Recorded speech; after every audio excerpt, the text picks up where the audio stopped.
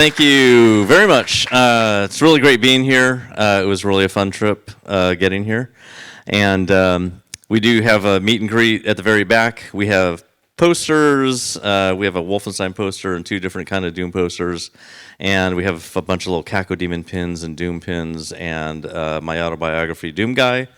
There's a very limited number of those, definitely not as many as people in this room, and the line is like pretty long down the hall. So I'm going to be at that at the meet and greet from 11 to 3, so there should be plenty of time to say hi and take pictures and all that stuff. It's really exciting to come to a really great event where there's an indie showcase, because the indie games are really, really important to this industry. The entire game industry was created by indies.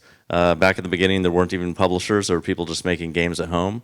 And publishers, people who didn't know how to make games, but they knew how to sell things, are the ones who jumped up and started creating these publishers that now today are massive. But indies are really the heart of the industry, and I'm really excited to see the games that we're going to have on the showcase here, because they're always trying to innovate. They're trying to push boundaries, do new things. And that's kind of the kind of stuff that we did back when we were starting our company. id Software was my 4th game company, and so I'm going to talk about Doom. Doom was my 90th game that I ever made. There's a lot of games that you have to make before you make a really good one, and it's a lot of practice. So I'm going to talk about the creation of Doom, which was basically took a whole year back then, which is no time at all in today's dev timelines. Currently, I'm making a brand new FPS that is an Unreal 5. It's been years that I've been working on this. We got 80 people right now working on it, going up to about 100 pretty soon. We still have years to go on it, but it's a really big, ambitious FPS, and I'm excited about it. So hopefully everyone else will be too when it's published. All right, so obviously, I'm John Romero, and I'm looking back at over 30 years of ripping and tearing, otherwise, game known as Doom. And it was basically the game that changed games. Everything changed right after the game was released. And I'm going to talk about Doom's development in 1993, long time ago, month by month. Okay, so the story of Doom has its roots in December of 1991, actually. id Software was based in Madison, Wisconsin, just for 6 months. It was over 1991 and 1992. And during this December of 91, John Carmack discovered this next computer by Steve Jobs' company, post-Apple. And he really wanted one. It looked really cool. It was the Next Cube. He saved up a bunch of money, and he ordered it. And since it was Christmas vacation at the time, 3 of us, there were only 4 of us in the company, 3 of us decided that we're going to go somewhere else for 2 weeks, not stay in snowy Madison. We wanted to go somewhere warm, and John just stayed behind. So the computer was ordered cash on delivery. So this is a thing back then where they would deliver something to your house, and then they take the money right there at the house. John Carmack, who had no car back then, he had to walk through the snow to get to the bank to get a cashier's check for $11,000 to buy this computer. $11,000 in 1991. That was an expensive computer. The computer arrived, and it was totally awesome. John learned how to program it over the holiday break. Objective-C and Next Step were really a dream compared to DOS PCs. And all this time, we used to play a lot of Dungeons & Dragons. And we decided to explore making 3D games. And we spent 2 months creating this game called Catacomb 3D. And we shipped it in November 1991. It used texture mapping, which was a brand new technology that had not been seen in a game yet. So we did it for the first time in Catacomb 3D. This was 6 months before Ultima Underworld was released. And my company, Romero Games, just released Catacomb 3D in a big box for the first time, and it's now basically available on our website, romero.com. I'm not trying to sell stuff, but this game, for people who are collectors, this is the first time it's ever been in a box. So it's the first texture map game, FPS. Well, we decided to make an updated 3D version of the 1981 classic Apple II game Castle Wolfenstein. That's what this game is here. And we called this game Wolfenstein 3D. And it took us 4 months to create the game and ship it. How do you like that? 4 months. That was just the shareware episode, which was episode 1. It took us a month and a half to ship the 5 more episodes and a hint book. So, okay, 5.5 months. We created a hint book on the next computer. This was one of the most fun things we did, writing this hint book. And a month after releasing Wolfenstein, we were contacted by a Japanese Nintendo game publisher called Imagineer, and they really wanted Wolfenstein on the Super Nintendo. You can tell this is a real long time ago.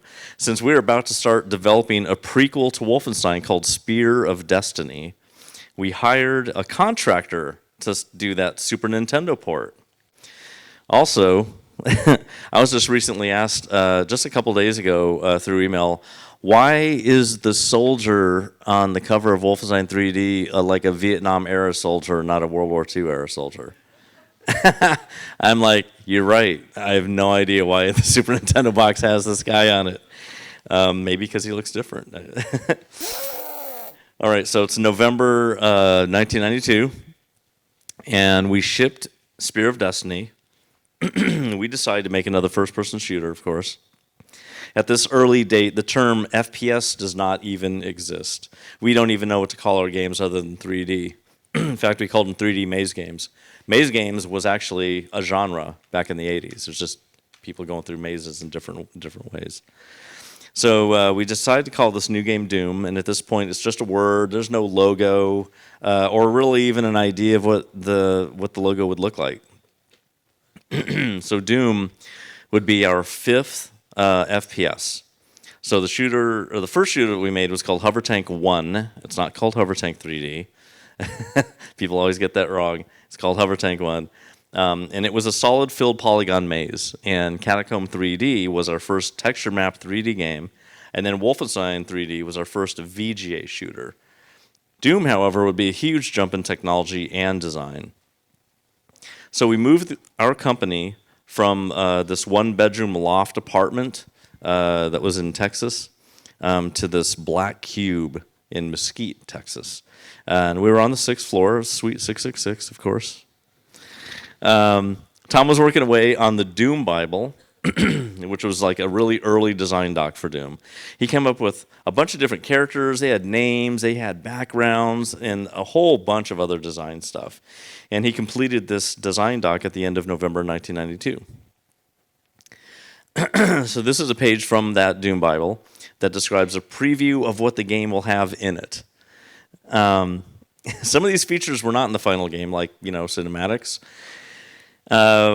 So after this, we took our Christmas vacation, and we were excited to start making this game as soon as we came back.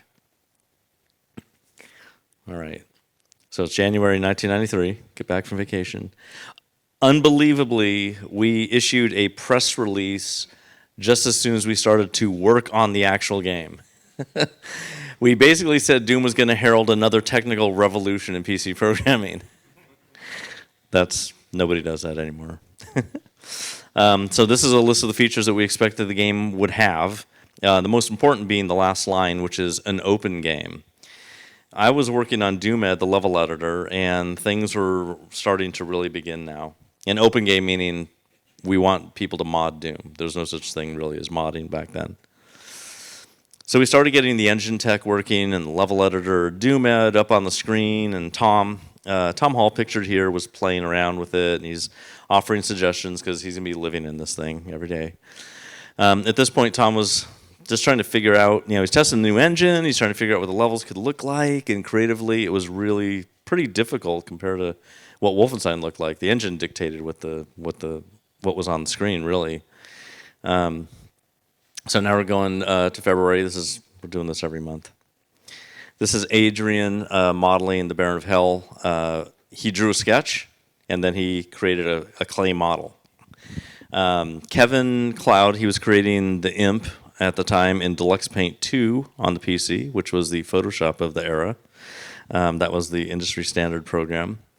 when clay models ended up being a really bad idea for monster creation, we turned to a Hollywood monster creator, and then he made some models for us.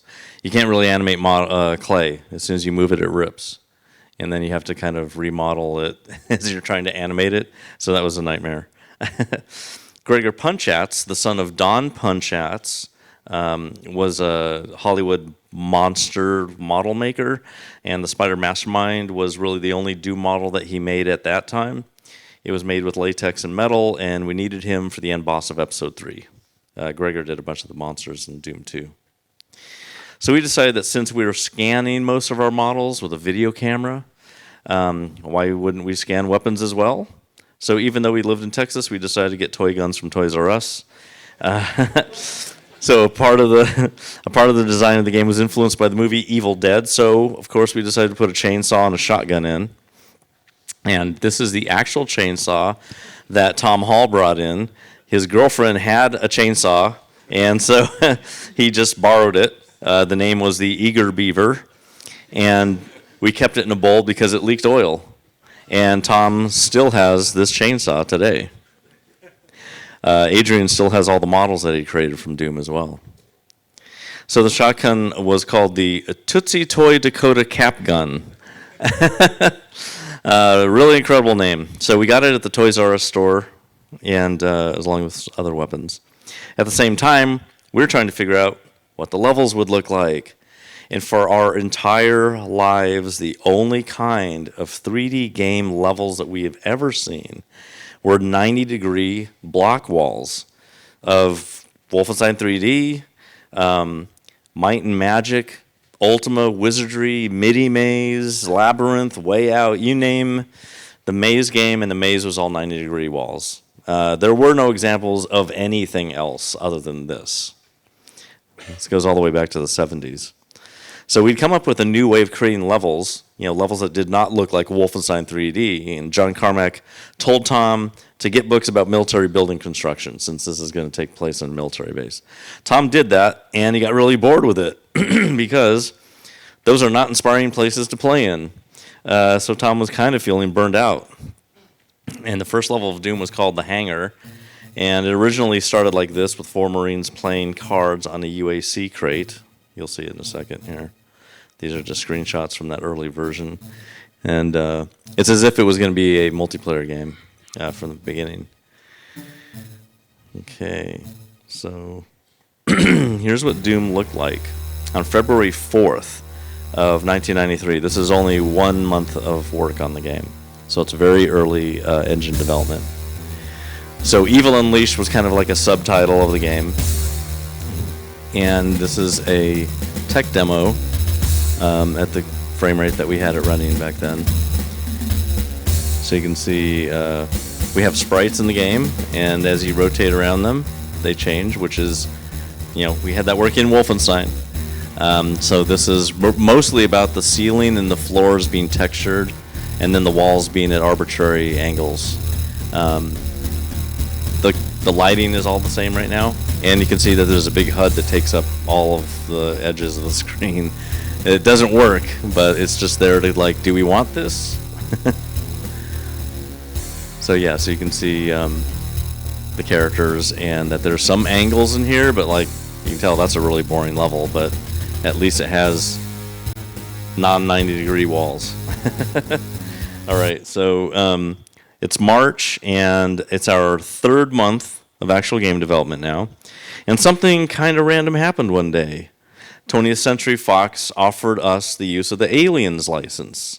And we seriously thought about theming the game around this license because it totally matched a lot of the ideas that we wanted to have in the game. But then, there weren't any demons in Aliens, just alien monsters, and that wouldn't be really a new idea. So we just scrapped the concept of using the license after talking it over for 30 minutes. Going into space and seeing aliens is really normal. Going into space and finding hell, totally not normal.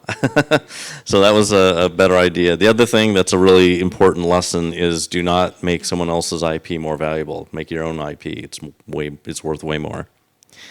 So then out of nowhere, disaster struck, and we all stopped working on Doom immediately. What happened? Well, Imagineer called and they wanted to know, so where's that Super Nintendo version that you were supposed to do half a year ago? So the contract programmer had done like no work on it, and Imagineer was not happy about that.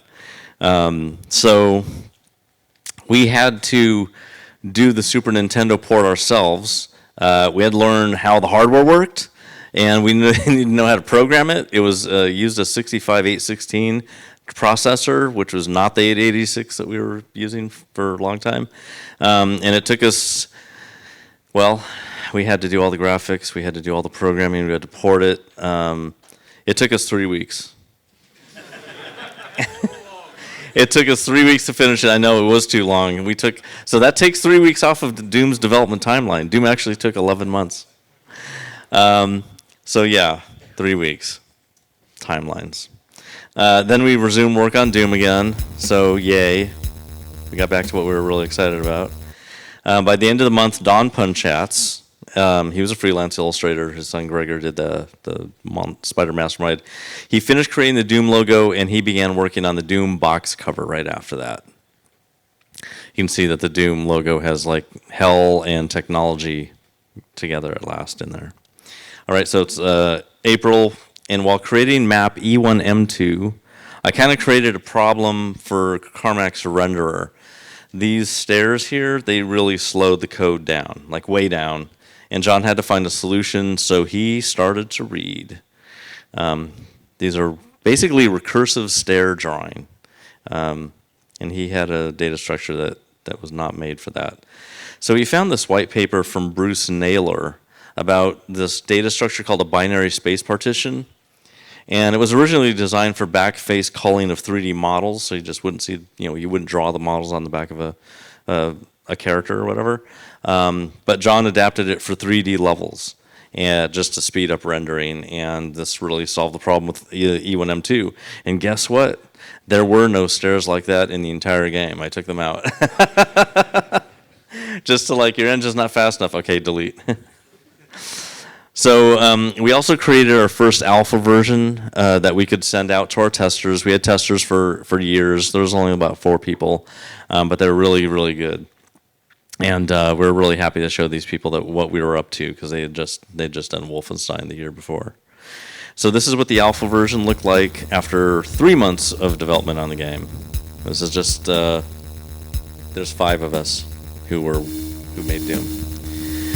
All right, so this is 3 months. You can see how big the files are. It's a 2.6 megabyte data file for all the graphics and everything. All right, here's the alpha. Do some cool 3D stuff. Made it real easy. You just press 1 to 9. It's just going to run the level. So you can just, hey, if this gets out, you can all kiss your autographed Doom hint books goodbye. Telling the testers not to get it out there, but of course, it did. So this is like, okay, they're going to start and they're going to be playing cards or talking or whatever, and then we're going to go and pick up, you got a rifle, and you're picking up some kind of ammo, and there's these rolly chairs. They're supposed to roll when you hit them. No reason. And then there's this boring silver texture, but you can see that there's some light levels. You can see that we built into the engine a feature called diminished lighting. So lighting just gets darker as it goes away from you, unless it hits another area that's brighter. So the engine automatically made levels spooky. Really, really nice to have that feature in the engine. But this is also 256 colors, so like the blues that you see on the floor, we had to have that many blues in the palette. We had to define every color that you saw on the screen, and so we had to make the engine draw the blue at different colors as it was drawing away from the player. We did not have that many. This is basically 16. I think we had 8 levels of brightness. Or 16 levels of brightness, and we had 16 colors for 256. This is E1M7, really early. You can't actually see that far in there in the real game. But you can see that the levels are starting to look really different. this area doesn't even exist in that level anymore. But there it is. That's 3 months. All right, May 1993. So I finally finished working on DoomEd, and I'm ready to start working on levels. That looks nothing like DOS, which is great. This is basically, Next Step is now Mac OS today.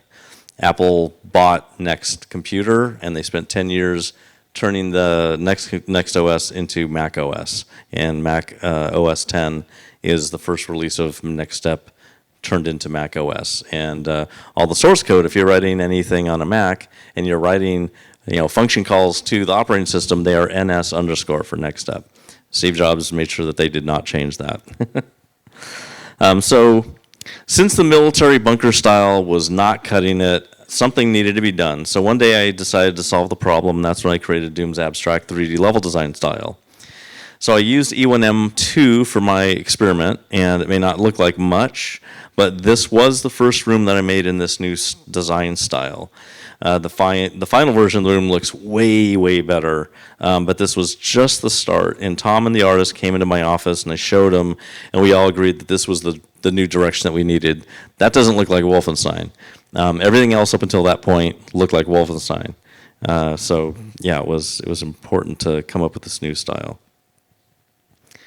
So here is a pre-beta version of Doom after almost 5 months of work. We're just going forward.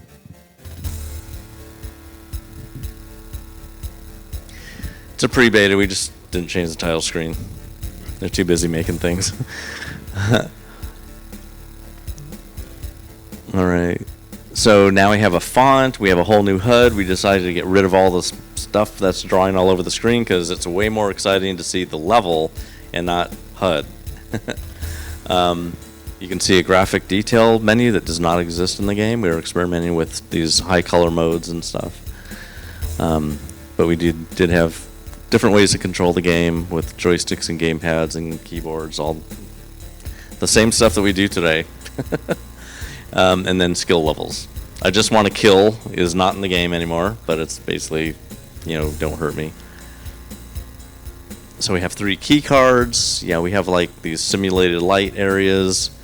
We have doors opening and closing. I think solid enemies. There's no death animation. They just disappear, but at least they go away. It's like the stub of functionality is working there, and then we got to make sound effects. We got to make animations and all that. It's one shot. Right now you can see outside a little bit. So yeah, we this level's not in the game. It's just another one of the really early levels that we're playing with. It looks like a whole level. Like this really could have been an E1M1, and it's kind of, and E1M1 did not evolve from this because Tom made this level and I made E1M1, and they had nothing to do with each other. But the basic, the core design of it, the layout is very similar. It's what I call the golden horseshoe.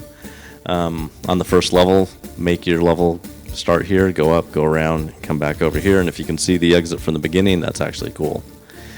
That's been used in Doom 1, Doom 2, Heretic, you name it, like a bunch of my levels, Quake 1, E1M1, they're all the whole golden horseshoe design. This level ended up being E2M2. It has the very first crate maze in a shooter. But that's what the game looked like after 5 months of development. Got some power-ups and health and all that kind of stuff. All right, so at this time we're like halfway through the year, and Chris Lombardi from Computer Gaming World, which was like the biggest game magazine. Today it's PC Gamer. Back then it was Computer Gaming World. He comes over to get a sneak peek, and he writes a really great preview article of the game. It's the only one written about Doom. And also we realize that we have too many biped monsters in the game, and we really need flying ones. And this was kind of like an oversight by Tom, and it kind of drove him further away from the team. Just a quick note, because I know it doesn't say it later. When Doom was released, at the end of Computer Gaming World, there's always like the new things that just came out, and they list Doom in there, and like aliens in a space station you shoot up. That's it. It was like in January, this thing came out, this is what you're supposed to do. There was not a big thing about Doom in computer gaming world when it came out until the month right after that. All right, so now it's August of 1993. Tom decides to leave id and go to Apogee Software. He was one of our co-founders. He went there and he made Rise of the Triad. And then after shipping it, Tom started designing the game Prey, if you've heard of Prey. All right. And then we hired 2 new guys to replace Tom and help us finish Doom. We had Dave Taylor and Sandy Peterson. Dave Taylor is a programmer. Sandy Peterson is a designer. And Tom was a super designer programmer. All right, so it's September of 1993, and Dave gets to work coding the automap feature, and Sandy's making level after level. I got him working on all the levels. He took a lot of Tom Hall's levels that were unfinished, and he finished them. And with all of the tech that was being made during this year, the sound drivers really took a back seat to the game engine. There was a technical hurdle with the sound drivers because the game was in 32-bit mode. It was the very first 32-bit game on a PC. So we couldn't really use our 16-bit drivers from before, and so we found this thing called the DMX sound library, and we licensed it. And that's what we used for Doom's audio at the very beginning. So now it's October. We created a press release version at the start of October. And this is what that press release version looked like. So this is a bunch more work, like two or three more months. And this is E1M2. So you can see like this is what the level actually looks like, the final level. We're getting close to being done. We got secret at that door is normally closed. It's a secret area.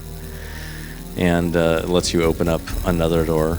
There's still this chest here. There's still like printouts of stuff on the screen.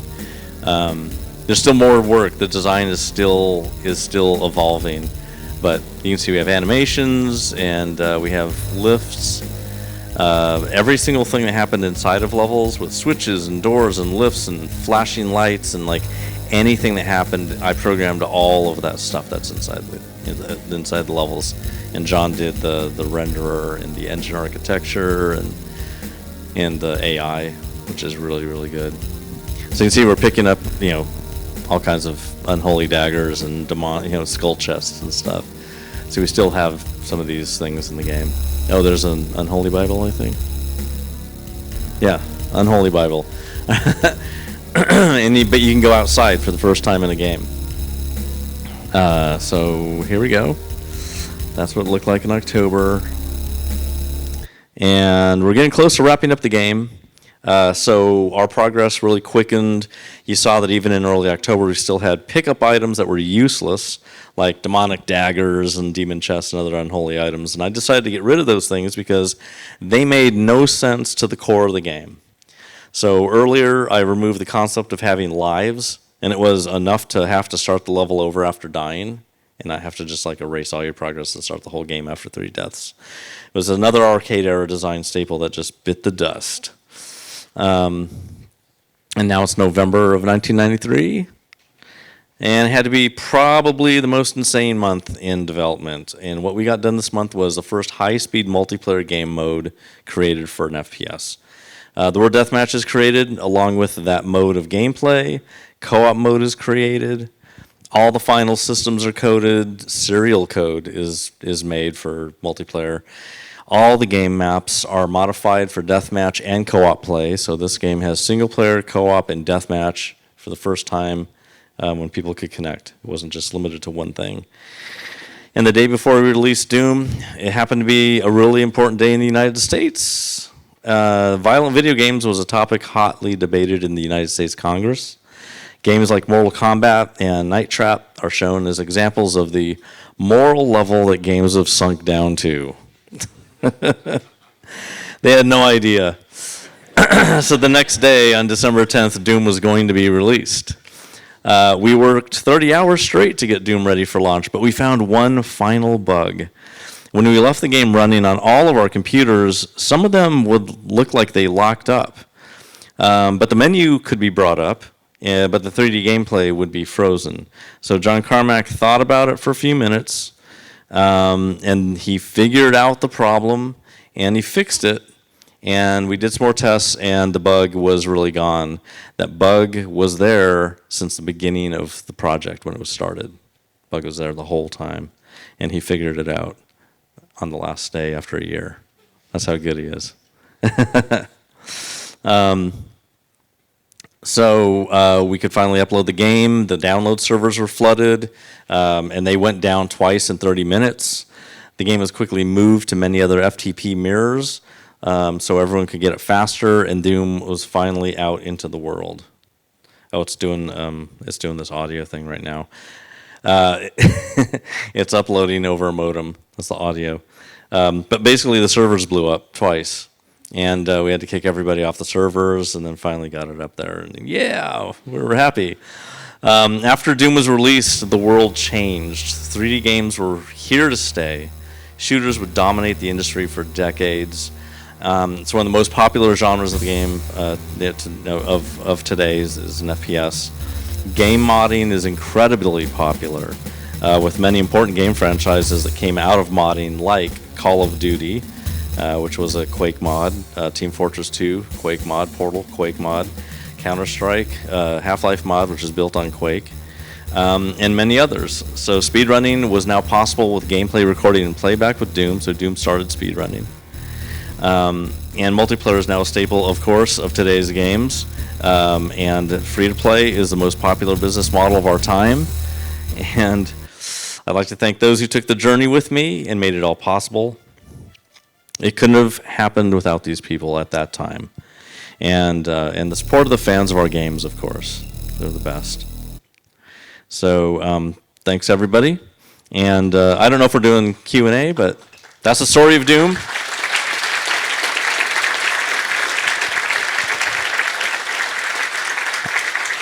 I know that there may be Q&A right outside the door, too. There will be Q&A, of course. So, guys, if you feel like asking some questions, which I hope you do, after this amazing. All right. Let's do this. Yep. So how it feels to be a living legend? Sorry, one second. I can repeat that. So how it feels to be a living legend? Sorry, I'm a fanboy. It feels very busy. I'm so busy, working on this new game and going to conferences right in the middle of making games. And we have an online shop that's really busy. We work with indies all over the place, but it's great to be busy, But yeah, it's really nice to work on games for so long, to keep on working. I've been making games for 45 years now. It's a lot of games, 180 at least, something like that. Wolfenstein was number 87, Doom was number 90. I had a really big game in 2010 that you probably have never heard of because it was on Facebook. It was called Ravenwood Fair, and it was a really cute game made for women in their 40s. It was really successful. But yeah, it's great. I'm really busy, really busy, and we're doing brand new stuff in first-person shooters right now. So I'm very excited to get my game out eventually and have everybody play it. It's pretty extreme. Thanks. Any other questions? Please be patient because it's recorded, so we need to do this on mic, right? So how do you come out with the name Doom? Was kind of like creative process or divine inspiration or demonish inspiration, actually? So the game Doom, the inspiration for Doom was from the movie The Color of Money, which is a Tom Cruise movie. He was a pool shark, and his pool stick was named Doom. Because some guy asked him, it's a scene in the movie. You can just Google or YouTube that. And John Carmack watched the movie and he's like, "Oh my God, that's got to be the name of our game," because we're talking 1992 when the name came up. There were a lot of games, but nothing like the amount of games that we have today. So back then, we could actually, at an early date, name games Quake and Doom. Like everyone was doing these one-word game names, Smite, you name it, Descent. Everybody was doing that, but yeah, it was a unique name, but it sounded great, and it was just automatically like, yeah, I want to play that. That sounds cool. Thank you for the speech. Is that true that you were eating only pizza and drink Pepsi Light during the Doom production? It was Diet Coke, and yes, we had pizza. One of the cool things that we did back, we ate that for years. When we were first making our original Commander Keen series in 1990, basically 3 years before Doom, our publisher, Apogee Software, the guy who owned it, the CEO, Scott Miller, used to send us checks in the mail, because this is back in the days of no electronic anything happening. So we would get a letter on Fridays that would have pizza money checks. And so it says pizza money on it, and it was $100 because he knew that we were going to work all weekend long. Like we were working all week to work on the weekends because we were so excited to make our games nonstop. So we, in fact, when we were making Commander Keen, we would be at work at 10 o'clock, 6 o'clock, we were done doing our normal job, which is making games. And then we changed directories and start working on Commander Keen until 2 a.m. And then we did that every day until the weekend, where we could just do it for 12 hours straight at least, something like that. And we're very excited to do that because we loved making those games. And so yeah, he sent us pizza money. Hello, it's a great honor to have you here. My question is, you have mentioned the speed of development throughout your story many times. How is it important in your opinion? Why you wanted to be quick? So being fast, at the time that we got together to make games, even before id Software, even when we got together at SoftDisk, we'd been making games for 10 years. Everyone that was in this little team, 10 years of game design in assembly language every day. So we were really fast. We knew how to make games. There wasn't we could come up with an idea. We knew exactly how to make it. It was just the time it took to make that. It was not like, how do I solve this problem? There weren't any problems. We just made it.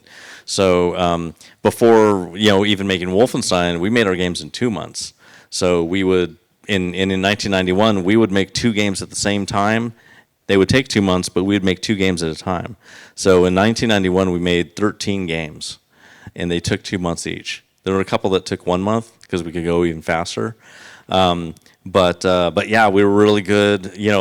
Being able to program in C, which is what we shifted to, sped us up so much because assembly language is thousands of lines of, just these 3-letter instructions. C was so much faster. So moving to a higher level, portable language like C, let us go way, way faster. And of course, we had to make our own engines, and our game engine for Commander Keen was the first game engine called an engine, and we were the first ones to start licensing engines in 1991 as well. So we were just doing what we felt we needed to do as fast as we could. We needed a lot of practice to make really good games, and doing a game in 2 months with 4 people to us was unbelievably great because. Before that, in the 80s, we made games by ourselves. So we had to do the game design, the art, the audio, the programming, everything by ourselves. So making dozens and dozens of games alone gets you really, when you get a set of people together, it's unbelievable. So it was like an explosion going off when we all got together and started making games. Now we're super powered. Yeah. John, sorry for abusing my position, but I have one question. November '93, tell us how it felt. It seems like everything went right at the moment. December? Yeah, December. November, where you did all those things you mentioned during development. Yeah, all of it. Yeah, the funny thing is when I don't think it wasn't in here, but when it got to October, I was looking for some reason. I was looking back at the press release, and I was like, oh no, it says multiplayer. We're almost done with the whole game. We haven't done multiplayer. So I brought it up to John. I'm like, guess what we didn't do that we told everyone we're going to do? Multiplayer in this game. And he's like, oh no, yeah, I totally forgot it. So, you know, he had to pull out a book, an IPX networking book, to understand how to like even communicate on the network that we had. Luckily, we had an in-company network, you know. So he had to learn how to program IPX, get the drivers for IPX, which we kind of had because we needed to, our PC computers and our next-up computers had to be on a network so we could like save data from the next computer and then load the data on DOS. So while making Doom, we only used DOS computers to run the game. We did no development in DOS. It was all done in NextStep. So we compiled the game and everything on NextStep, and it saved an executable out to the network, and then we would just run it on DOS. We just copied it off the network into a C drive and just run it.